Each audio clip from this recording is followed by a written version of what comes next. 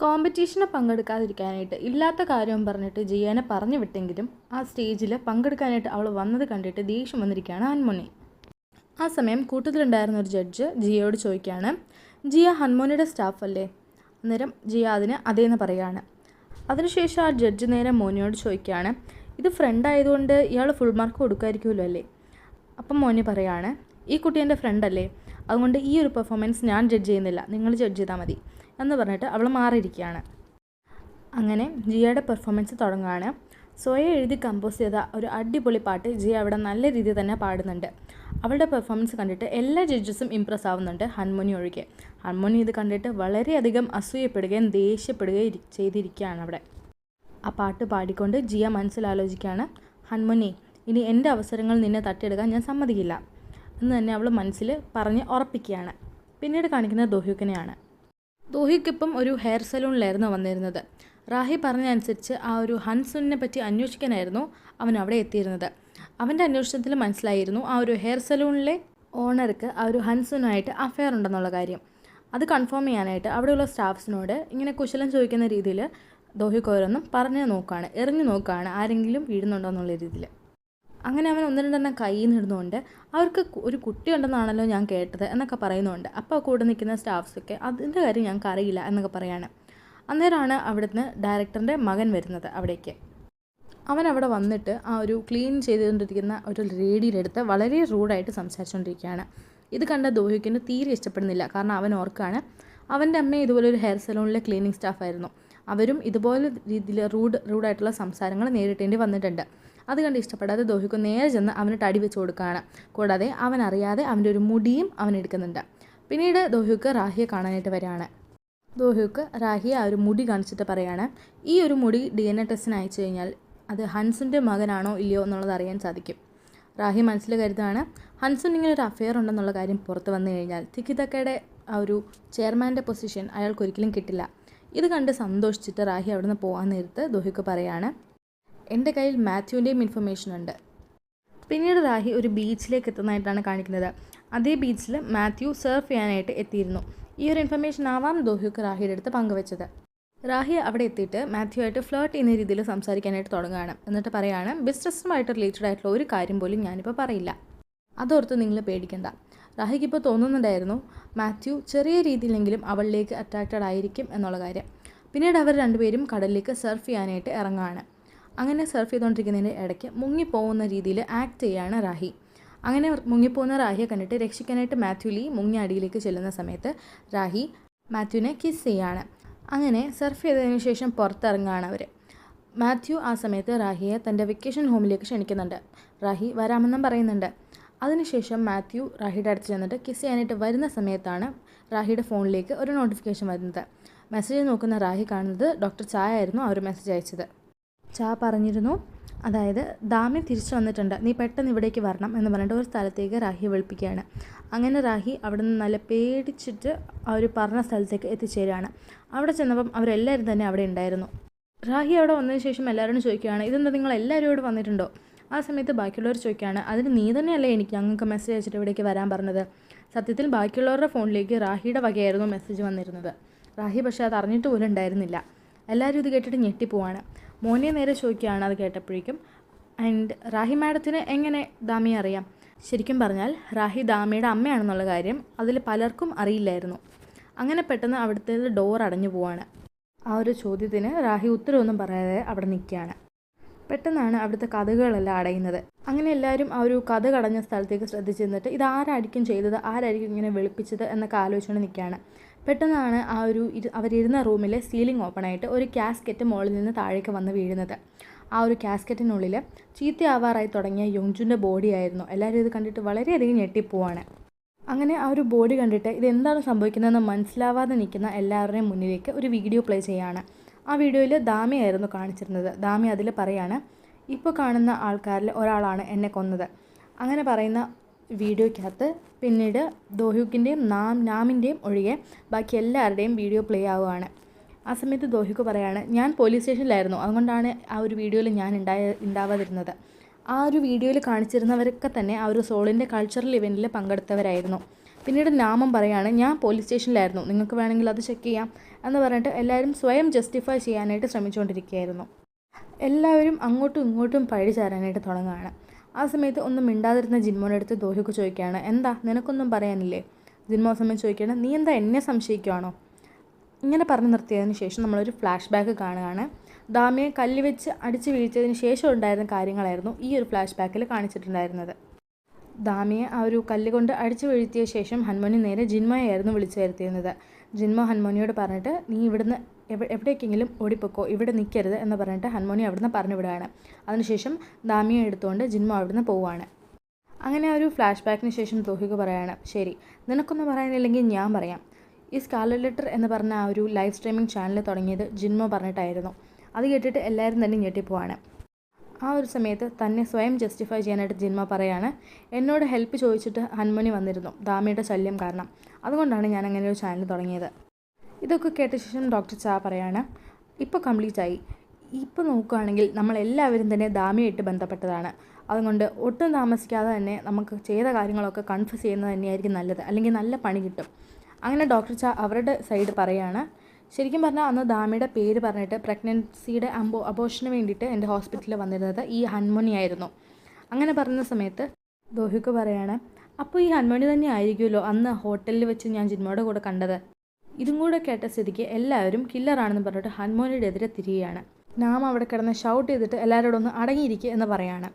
റാഹി സമയം നേരെ നാമിൻ്റെ എതിരെ തിരിയുകയാണ്. എന്നിട്ട് പറയാണ്, ഇവർ പറയുന്ന അനുസരിച്ചാണെങ്കിൽ ദാമി ഒരു കുഞ്ഞിന് ജന്മമേ നൽകിയിട്ടില്ല. അങ്ങനെയാണെന്നുണ്ടെങ്കിൽ ദാമിയുടെ അഡോപ്റ്റീവ് ഫാദറായ മിസ്റ്റർ ലീക്ക് അവളെ കൊല്ലാനായിട്ട് പോലും ഒരു റീസൺ ഉണ്ടായിരുന്നില്ല.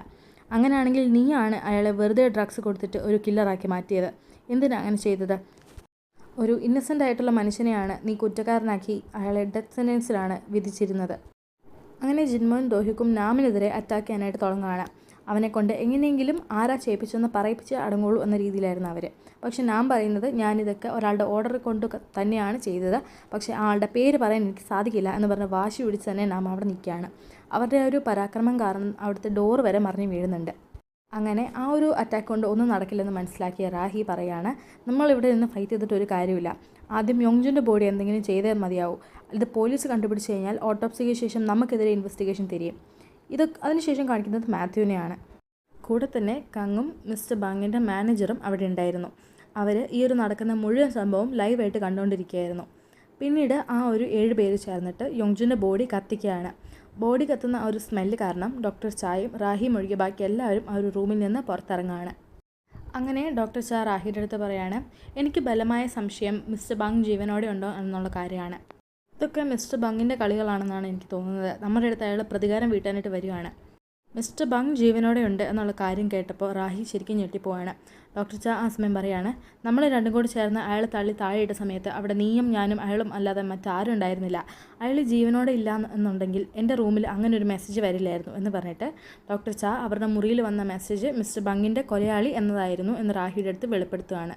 ഇത്രയൊക്കെ കേട്ടിട്ടും റാഹിക്ക് മുഴുവനായിട്ട് വിശ്വസിക്കാനുള്ള മനസ്സുണ്ടായിരുന്നില്ല. ഡോക്ടർ ചാ അതിനുശേഷം പറയാണ്, 5 വർഷം മുന്നേ അയാൾ മരിച്ച ശേഷം അയാളുടെ പൈസ മുഴുവൻ കാണാതെ പോയത് നീ ഓർക്കുന്നില്ലേ? എൻ്റെ ബലമായ സംശയം അയാൾ അന്ന് തൊട്ടേ ഇതൊക്കെ പ്ലാൻ ചെയ്യുന്നുണ്ടായിരുന്നു എന്നാണ്. റാഹി സമയം പറയാണ്, ശരി ഞാൻ സമ്മതിക്കാം, അയാൾ ജീവനോടെ ഉണ്ടാവാം, പക്ഷേ ഇത് മൊത്തം അയാൾക്ക് തന്നെ ചെയ്യാൻ സാധിക്കുമെന്ന് എനിക്ക് തോന്നുന്നില്ല. അയാൾക്കിതൊന്നും ഒറ്റയ്ക്ക് ചെയ്യാൻ സാധിക്കില്ലായിരിക്കുമല്ലോ എന്നവരാലോചിക്കുന്ന സമയത്താണ് ആരായിരിക്കും ഹെൽപ്പ് ചെയ്യുന്നത് എന്നവരാലോചിക്കുന്ന സമയത്ത് മിസ്റ്റർ ലീയുടെ കാര്യം രണ്ടുപേർക്കും ഒരുപോലെ ഓർമ്മ വരുന്നത്. റാഹി തിരിച്ച് ഹൻമോൻ്റെ അടുത്ത് വരികയാണ്.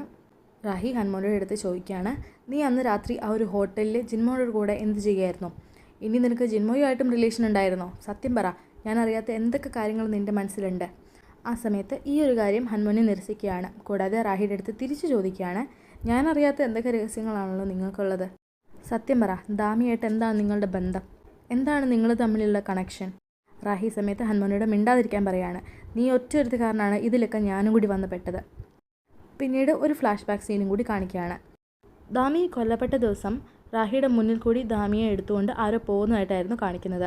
ആ ഒരു സീൻ കണ്ടു കഴിഞ്ഞാൽ നമുക്ക് മനസ്സിലാവും റാഹി പറഞ്ഞിട്ടാണ് ദാമിയെ അവിടുന്ന് കൊണ്ടുവന്നതെന്നുള്ളത്. പക്ഷേ എന്തിനാണ്, എങ്ങനെയാണ്, എന്താണ് അവിടെ സംഭവിച്ചത് എന്നുള്ള കാര്യമൊന്നും നമുക്ക് പിന്നീട് കാണിക്കുന്നില്ല. ഈ ഒരു ഫ്ലാഷ് ബാക്ക് ഓർത്ത ശേഷം റാഹി സ്വയം പറയാണ്, അവൻ അവളെ കൊന്നുകളയുന്നുള്ള കാര്യം ഞാൻ വിചാരിച്ചില്ലായിരുന്നു. പിന്നീട് ഒരു ബാറിലിരിക്കുന്ന ജിൻമോയാണ് കാണിക്കുന്നത്. ജിൻമോയുടെ അടുത്തേക്ക് ദോഹിക്ക് വന്നിട്ട് പറയാണ്, ആ ഒരു ഐലൻഡിൽ വെച്ച് മരിച്ച 27 പേരും സ്കാർലറ്റ് ലെറ്ററിലെ മെമ്പേഴ്സായിരുന്നു. അതും സാധാരണ മെമ്പേഴ്സ് മാത്രമായിരുന്നില്ല, എപ്പോഴും ആക്റ്റീവായിട്ടുള്ള മെമ്പേഴ്സായിരുന്നു അവർ. എനിക്ക് തോന്നുന്നത് ദാമിക്ക് വേണ്ടി ആരോ റിവെഞ്ച് എടുക്കുക എന്നുള്ളതാണ്. ഇതും കൂടെ കേട്ടിട്ട് ആകെ ഞെട്ടി കിളി പോയിരിക്കുകയാണ് ജിൻമോ. പിന്നീട് പാതിരാത്രിയിൽ ആരോടും പറയാതെ വീട്ടിൽ നിന്ന് ഇറങ്ങിപ്പോകുന്ന ഹൻമോനിയുടെ പുറകെ ഫോളോ ചെയ്തിട്ട് റാഹി പോവുകയാണ്. ഇവരെ ഫോളോ ചെയ്തുകൊണ്ട് ഒരു ഡ്രോണിൻ്റെ സഹായത്തിൽ കങ്ങും പുറകെ ഉണ്ടായിരുന്നു. ഒരു വിജനമായ സ്ഥലത്ത് വണ്ടി നിർത്തിയിട്ട് ഹൻമോനി മറ്റൊരു കാറിലേക്ക് കയറുകയാണ്. ഇത് കണ്ടുകൊണ്ട് റാഹി നിൽപ്പുണ്ട്. ആ കാറിൽ ഒരാളുണ്ടായിരുന്നു. ആ ആളുടെ അടുത്ത് കയറിയ ഉടനെ ഹൻമോനി കുറേ നാളായല്ലോ കണ്ടിട്ട് എന്നുകൂടി പറയാണ്. അങ്ങനെ ഹൻമോനിയും കൂട്ടി ആ ഒരു കാറിലുണ്ടായിരുന്ന ആൾ അവിടുന്ന് പോവാണ്. റാഹി അവരുടെ കാറ് ഫോളോ ചെയ്യണമെന്നുണ്ടായിരുന്നെങ്കിലും റാഹിയുടെ കാറിൻ്റെ ടയർ പഞ്ചറായിട്ട് അവളവിടെ പെട്ടുപോവാണ്. ഈ ഒരു സീൻ കണ്ടുകൊണ്ട് കങ്ങ് അവിടെ നിൽപ്പുണ്ടായിരുന്നു. കങ്ങ് ആ ഒരു ഉള്ളിലുണ്ടായിരുന്ന ആളെ മുഖം കണ്ടിരുന്നു. അങ്ങനെ കങ്ങ് നേരെ മാത്യുവിൻ്റെ ഒക്കെ എടുത്ത് ചെന്നിട്ട് പറയാണ്, ഹൻമോനി കാണാൻ ചെന്നത് പ്രോസിക്യൂട്ടർ ജീമാനെ ആയിരുന്നു. ഇതേ പ്രോസിക്യൂട്ടർ ജീമാൻ തന്നെയായിരുന്നു ദാമിയുടെ കേസിലും ഇൻവോൾവ്ഡ് ആയിരുന്നത്. പിന്നീട് റാഹിയാണ് കാണിക്കുന്നത്. ഓഫീസിലെത്തുന്ന റാഹി അവിടെ നടക്കുന്ന ഗോസിപ്സിനെ പറ്റി ശ്രദ്ധിക്കുകയാണ്. ആ ഒരു ഗോസിപ്സ് മറ്റൊന്നും ആയിരുന്നില്ല, ഒരു പുതിയ ന്യൂസ് പബ്ലിഷ് ചെയ്തിട്ടുണ്ടായിരുന്നു. ആ ഒരു ന്യൂസിനെ പറ്റിയിട്ടായിരുന്നു. അങ്ങനെ എല്ലാവരും പറയുന്നത് കേട്ടിട്ട് ആ ഒരു ന്യൂസ് നോക്കാനായിട്ട് റാഹി ചെല്ലുന്ന സമയത്ത് മനസ്സിലാക്കുകയാണ് അവളെയും മാത്യുവിനെയും ചേർത്തുണ്ടായിരുന്ന ഗോസിപ്പായിരുന്നു അത്. അവർ ആ ഒരു ബീച്ചിൻ്റെ സൈഡിൽ ടൈം സ്പെൻഡ് ചെയ്ത സമയത്ത് അവരുടെ ഫോട്ടോസ് ക്ലിക്ക് ചെയ്ത് ആരോ സോഷ്യൽ മീഡിയയിൽ പബ്ലിഷ് ചെയ്തിട്ടുണ്ടായിരുന്നു. അതിൻ്റെ ടൈറ്റിൽ ഇങ്ങനെയായിരുന്നു, തിക്കി തക്കയുടെ CEO മാത്യു ലീയും LH മീഡിയയുടെ CEO ആയ ഗം റാഹിയും തമ്മിൽ റിലേഷൻഷിപ്പിലാണ് എന്നുള്ളതായിരുന്നു ആ ഒരു പബ്ലിക് പോസ്റ്റ്. ആ ഒരു പബ്ലിക് പോസ്റ്റ് കണ്ടതിന് ശേഷം റാഹി വളരെ സന്തോഷവതിയായിട്ടും നമുക്ക് ശ്രദ്ധിക്കാം. ആ ഒരു സമയം തന്നെ മാത്യു ലീയുടെ കോള് ഗംറാഹിക്ക് വരികയാണ്. എന്നിട്ട് അവരെ ഒന്ന് കാണണമെന്ന് മാത്യു ആവശ്യപ്പെടുകയാണ്. അങ്ങനെ ആ ഒരു ആർട്ടിക്കിളും കൂടി കണ്ടതിന് ശേഷം വളരെ സന്തോഷത്തോടു കൂടിയാണ് മാത്യുയുടെ അടുത്തേക്ക് റാഹി ചെല്ലുന്നത്. അവിടെ ചെന്നതിന് ശേഷം മാത്യു നേരെ വർക്കിൻ്റെ കാര്യങ്ങൾ റാഹിയുടെ അടുത്ത് സംസാരിക്കാനായിട്ട് തുടങ്ങുകയാണ്. മാത്യു പറയാണ്, തിക്കിതകയുടെ ചെയർമാൻ പൊസിഷൻ ഇപ്പോൾ എംപ്റ്റി ആണ്. കാരണം അതിലേക്ക് നിയമിക്കാനായിട്ട് ഞാൻ തീരുമാനിച്ചിരുന്ന ഹൻസുനെ അറസ്റ്റ് ചെയ്തിരിക്കുകയാണ്. അയാൾക്കെതിരെ പബ്ലിഷ് ചെയ്തിരുന്ന ചില ആർട്ടിക്കിൾസാണ് അതിന് കാരണം. ഇത് കേട്ട റാഹി ഒന്നും അറിയാത്ത മാതിരി പുതിയ കാര്യം കേട്ട രീതിയിൽ ഇങ്ങനെ ഇരിക്കുകയാണ്. സത്യത്തിൽ ഹൻസുനെതിരെയുള്ള ആർട്ടിക്കിൾ പബ്ലിഷ് ചെയ്യിപ്പിച്ചത് റാഹി തന്നെയായിരുന്നു. ആ ഒരു ആർട്ടിക്കിളിൽ ഹൻസുൻ്റെ അഫെയറിനെ പറ്റിയായിരുന്നു ഉണ്ടായിരുന്നത്. അങ്ങനെ ആ ഒരു വാർത്ത കേട്ട റാഹി തിക്കിതക്കയുടെ ചെയർമാൻ പൊസിഷൻ ഇപ്പം കിട്ടും എന്നുള്ള രീതിയിൽ മാത്യുവിന് വലിയ സംശയമൊന്നും തോന്നാത്ത രീതിയിലുള്ള എക്സ്പ്രഷൻ ഇട്ട് അവിടെ ഇരിക്കുകയാണ്. ഇത് കാണുന്ന മാത്യു പറയാണ്, എന്ന് കരുതി ഈ ഒരു പൊസിഷൻ നിനക്ക് കിട്ടും എന്നുള്ള യാതൊരു ജീവിത ചിന്തയും വേണ്ട. സത്യത്തിൽ അവർക്ക് രണ്ടുപേർക്കും തമ്മിൽ ഒരു റിലേഷൻഷിപ്പ് ഉണ്ടെന്നുള്ള ആർട്ടിക്കിൾ പബ്ലിഷ് ചെയ്തത് തന്നെ റാഹി പറഞ്ഞിട്ടായിരുന്നു. ആ ഒരു ബീച്ചിലേക്ക് റാഹി എത്തിയത് തന്നെ റിപ്പോർട്ടേഴ്സിനെയും കൂട്ടിക്കൊണ്ടായിരുന്നു. അവളുടെ അറിവിലാണ് അവരുടെ രണ്ടുപേരുടെയും ഫോട്ടോസ് ക്ലിക്ക് ചെയ്ത് അങ്ങനെ ഒരു വാർത്ത പ്രചരിപ്പിച്ചത്. ഈ ഒരു കാര്യത്തെപ്പറ്റി മാത്യുവും അറിഞ്ഞിട്ടുണ്ടായിരുന്നു. അങ്ങനെ അവിടെ വെച്ചിട്ട് റാഹിയെ അപമാനിച്ച് വിടുകയാണ് മാത്യു. നമ്മളിനി ഒരിക്കലും തമ്മിൽ കാണില്ല എന്നൊക്കെ പറഞ്ഞിട്ട് വളരെയധികം ഇൻസൾട്ട് ചെയ്തിട്ടാണ് മാത്യു റാഹിയെ അവിടുന്ന് വിടുന്നത്. അങ്ങനെ അവിടുന്ന് ദേഷ്യപ്പെട്ട് ഇറങ്ങുന്ന റാഹിയുടെ മൊബൈലിലേക്ക് ജിയയുടെ ആ ഒരു വീഡിയോ വരികയാണ്. ജിയയുടെ ആ ഒരു ഓഡിഷനിലെ വീഡിയോ ആയിരുന്നു അത്. സത്യത്തിൽ ആ ഒരു ഓഡിഷൻ ജിയ ജയിച്ചിട്ടുണ്ടായിരുന്നു. അങ്ങനെ ഈ ഒരു കാര്യം അറിഞ്ഞ റാഹി നേരെ അവളുടെ ഓഫീസിലേക്ക് ചെന്നിട്ട് ജിയയും ഹൻമോനിയും ഒരുമിച്ച് വിളിപ്പിക്കുകയാണ്. അവിടെ വന്ന ഹൻമോനിയുടെ അടുത്ത്, ഞാൻ ഈ കേട്ടത് സത്യമാണോ? നീ ഇതുവരെ പാടിയിട്ടുള്ള പാട്ടുകളൊക്കെ സത്യത്തിൽ ജിയ എഴുതിയതാണോ? നീ അത് കോപ്പി അടിച്ച് ചെയ്തതാണോ? ഇത് കേൾക്കുന്ന ഹൻമോനി ദേഷ്യപ്പെട്ടിട്ട് പറയാണ്, ആ ഒരു പാട്ടുകൾ എൻ്റെ തന്നെയാണ്. ഞാൻ അന്തസ്സായിട്ട് പൈസ കൊടുത്ത് തന്നെയാണ് ആ ഒരു പാട്ടുകൾ വാങ്ങിയത്. ഇത് കേട്ട റാഹി ദേഷ്യം വന്നിട്ട് ഹൻമോനിയെ അടിക്കുകയാണ്. നീ എന്ത് വേണമെങ്കിലും കാട്ടിക്കോ, നീ സ്വയം പാട്ട് എഴുതിയില്ലേലും വേണ്ടില്ല, നിനക്ക് ഒരു കഴിവില്ലേലും വേണ്ടില്ല, നീ ആരുടെങ്കിലും കയ്യിൽ നിന്ന് പൈസ കൊടുത്ത് പാട്ട് വാങ്ങിയതാണെങ്കിലും വേണ്ടില്ല. ഈ കാര്യങ്ങളൊക്കെ നീ എന്നെ ആദ്യമേ അറിയിക്കേണ്ടതായിരുന്നു. അങ്ങനെ അറിയിച്ചിരുന്നെങ്കിൽ ഈ ഒരു ജിയെ കൺട്രോൾ ചെയ്യാനായിട്ട് എനിക്ക് സാധിക്കുമായിരുന്നു. ഇനിയിപ്പോൾ എന്ത് പറഞ്ഞിട്ട് എന്താ കാര്യം എന്ന് പറഞ്ഞിട്ട് തൻ്റെ സെക്രട്ടറിയെ വിളിച്ചിട്ട് മീഡിയയ്ക്ക് ന്യൂസ് കൊടുക്കണം. ഇനി മുതൽ ഹൻമോനി എന്ന ആക്ട്രസുമായിട്ട് നമ്മളുടെ ഏജൻസിക്ക് യാതൊരു ബന്ധവും ഇല്ല എന്ന് പറഞ്ഞിട്ട് ഹൻമോനിയുടെ കോൺട്രാക്റ്റ് ടെർമിനേറ്റ് ചെയ്യാനുള്ള കാര്യങ്ങൾ പ്രൊസീഡ് ചെയ്യാനായിട്ട് റാഹി സെക്രട്ടറിയുടെ അടുത്ത് പറയുകയാണ്. പിന്നീട് ഈ ഒരു കാര്യങ്ങൾ കൊണ്ട് ദേഷ്യം വന്നിട്ട് ഹൻമോനി നേരെ ജിയെ കാണാനായിട്ട് വരികയാണ്. രണ്ടുപേരും അങ്ങോട്ടും ഇങ്ങോട്ടും ദേഷ്യത്തിലായതുകൊണ്ട് തന്നെ അവിടെ ഒരു അടി നടക്കുകയാണ്. പിന്നീട് ജിൻമോയാണ് കാണിക്കുന്നത്. ജിൻമോ അതിനുശേഷം ഒരു ഫ്ലാറ്റിലേക്ക് വരുന്നതായിട്ട് നമുക്ക് കാണാം. ആ ഒരു ഫ്ലാറ്റ് സത്യത്തിൽ പങ്ങി അവരുടെ മകളുമായിട്ട് ജീവിച്ചുകൊണ്ടിരുന്ന ഫ്ലാറ്റായിരുന്നു. ഇതേ പങ്ങി തന്നെയാണ് കങ്ങിന് വേണ്ടി ജോലി ചെയ്തുകൊണ്ടിരുന്നത്.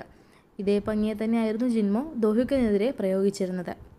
അങ്ങനെ അതിനുശേഷം പങ്ങി നേരെ ജിൻമോയുടെ അടുത്ത് ചെന്നിട്ട് കങ്ങിൻ്റെ റിലീസ് ഡേറ്റിനെ പറ്റി സംസാരിക്കുകയാണ്. കങ്ങിൻ്റെ കാര്യം കേട്ട ജിൻമോ നല്ല രീതിയിൽ ദേഷ്യപ്പെടുകയാണ്. അവൻ ഒരു അസൂയ ഉള്ള മാതിരിയാണ് സംസാരിക്കുന്നത്. ആ സമയത്ത് പെങ്ങി ചോദിക്കുകയാണ്, നിങ്ങൾക്കെന്താ എൻ്റെ അടുത്ത് എന്തെങ്കിലും ഫീലിങ്സ് ഉണ്ടോ? ഉണ്ടെങ്കിൽ തന്നെ എനിക്ക് നിങ്ങളെ ആ ഒരു രീതിയിൽ കാണാൻ പോലും സാധിക്കില്ല എന്ന് പറഞ്ഞിട്ട് അവിടെ നിന്ന് എണീറ്റ് പോവാണ് ദേഷ്യപ്പെട്ടിട്ട്. പിന്നീട് ജെജു ഐലൻഡിലെ പോലീസ് സ്റ്റേഷനാണ് കാണിക്കുന്നത്. ആ ഒരു സ്റ്റേഷനിലുണ്ടായിരുന്ന നാമിൻ്റെ അടുത്തേക്ക് ആ ഒരു മാസ് കില്ലിംഗ് അന്വേഷിച്ചിരുന്ന ഡിറ്റക്റ്റീവ് എത്തുകയാണ്. എന്നിട്ട് അയാൾ അന്വേഷിച്ച രീതിയിലുള്ള റിപ്പോർട്ട് സബ്മിറ്റ് ചെയ്യുകയാണ്.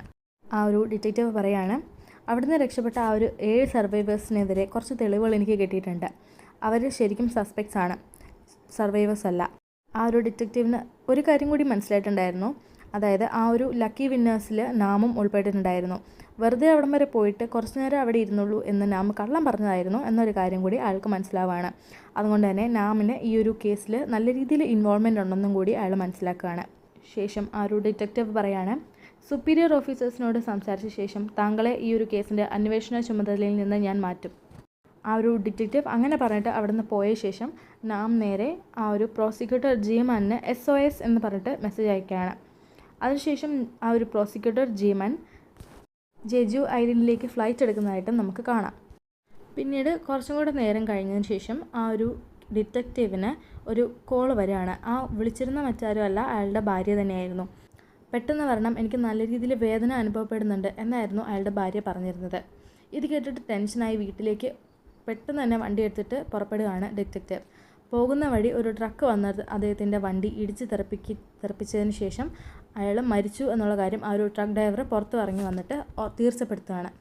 ആ ഒരു ഡ്രൈവർ അവിടെ അടുത്ത് തന്നെ ഉണ്ടായിരുന്ന ഒരു കാറിൽ ഒരാൾ ഇരിപ്പുണ്ടായിരുന്നു. ആ ഒരാളുടെ അടുത്ത് ചെന്നിട്ട് ഈ ഒരു ഡെത്ത് കൺഫേം ആയ കാര്യം കൂടി അറിയിക്കുകയാണ്. ആ ഒരു കാറിനുള്ളിലിരിക്കുന്ന ആളുടെ നെക്ലേസിൽ K എന്നുള്ളൊരു ലെറ്റർ ഉള്ളതായിട്ട് നമുക്ക് കാണാം. കൂടാതെ ആ ഒരു നെക്ലേസിൽ ഒരു ഡിവൈസ് ഘടിപ്പിച്ചിരുന്നു. ആ ഡിവൈസിൻ്റെ സഹായത്തോടു കൂടിയാണ് ആ ഒരു ഡിറ്റക്റ്റീവിൻ്റെ ഭാര്യയുടെ സ്വരത്തിൽ അയാളെ കോൾ ചെയ്തിരുന്നത്. ഇപ്പോൾ നമുക്ക് മനസ്സിലാക്കാം ആ ഒരു ഡിറ്റക്റ്റീവിനെ ഇവർ പ്ലാൻ ചെയ്തിട്ട് കൊലപ്പെടുത്തിയതാണെന്നുള്ളത്. അങ്ങനെ ആക്സിഡൻറ്റിന് ശേഷം മറിഞ്ഞു കിടന്ന ആ ഒരു ഡിറ്റക്റ്റീവിൻ്റെ കാറ് ബ്ലാസ്റ്റ് ആവുന്നതായിട്ടും കാണിക്കുന്നുണ്ട്. ഇത് കണ്ടിട്ട് വളരെയധികം പൊട്ടിച്ചിരിക്കുകയാണ് ആ ഒരു കാറിലുണ്ടായിരുന്ന ആൾ.